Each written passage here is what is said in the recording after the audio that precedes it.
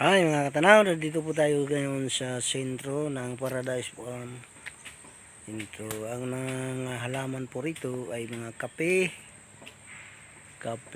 at gabano, kalamansi, may saging, may nyog na dwarf, at may avocado. Sari-sari na po rito ang halaman.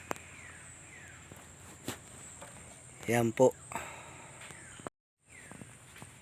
Yan po yung aming sentro dito. Ayan. Yan pong dwarf. Tumigil pagpamunga yung dwarf. Tapos tumaas. Dati sayad sa lupa ang bunga niyan. Ngayon tumigil ang bunga. Tumaas naman.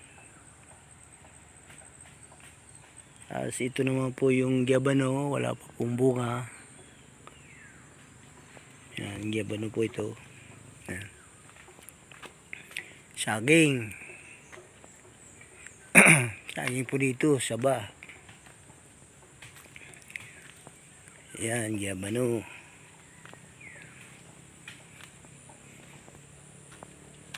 Dito naman po sa kabilang ito, yan po ang puno ng avocado. Gyabano pa rin pala ito.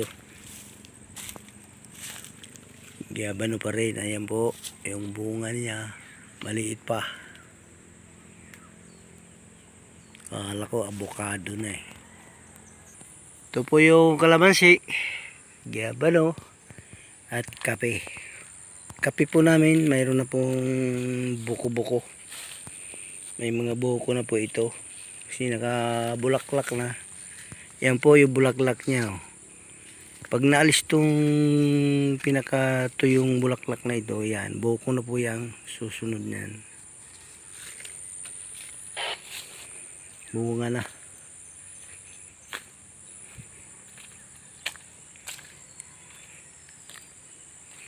May paminta po rito. Mga paminta, malapit na po kami nag-harvest ng paminta. Ito po. Yan, malapit na po mag-harvest. Mayroon na pong pailan-ilang hinog. Ayan. Pailan-ilang hinog po yan sa paminta.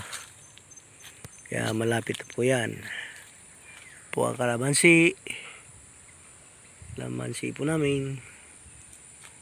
Yan. At ang avocado naman ayun sa likod. May bulaklak na daw yung avocado namin.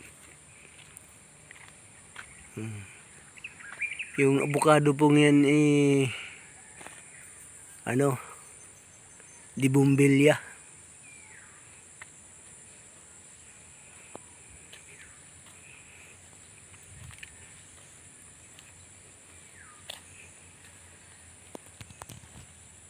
Ito naman po, may santunis kami rito, pero wala pa pong bunga. Karamihan po rito sa sentro na tinatawag namin ay kape at paminta. Po ang karamihan dito. May kalamansi, may langka po rito.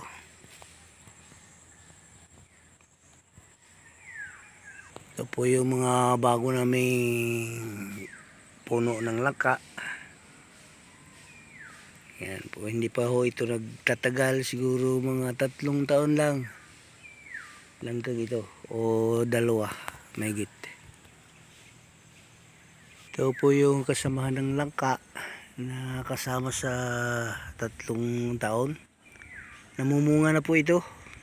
May nabunga na ng pailan-ilan.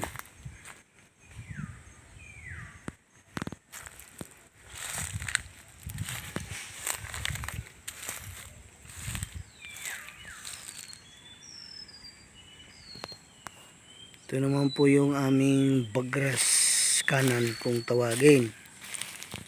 Yan.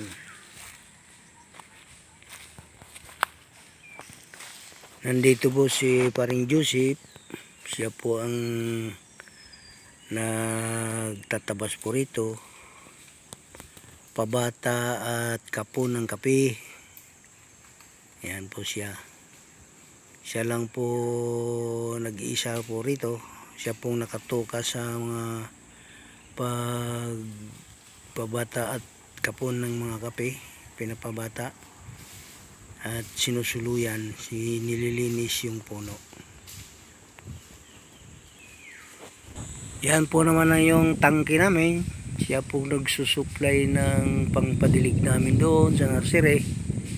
At dito sa mga halaman namin na dinidilig po ito pagka talagang init na.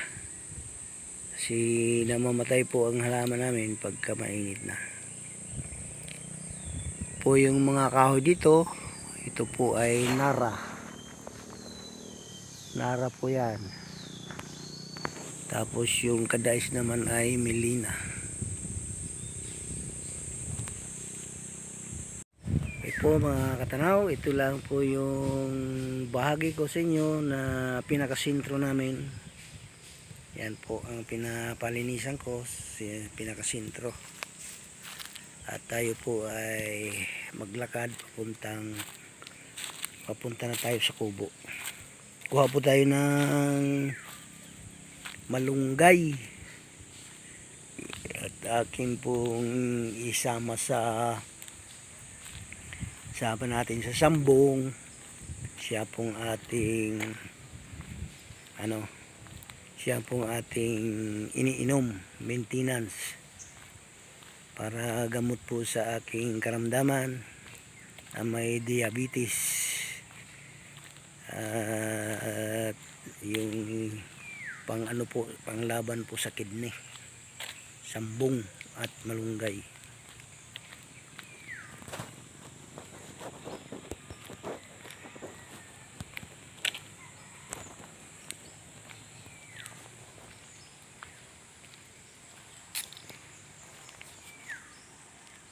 Po yung puno ng malunggay. Tayo po'y kukuha ng dahon po rito. Sama natin sa ilalagay natin.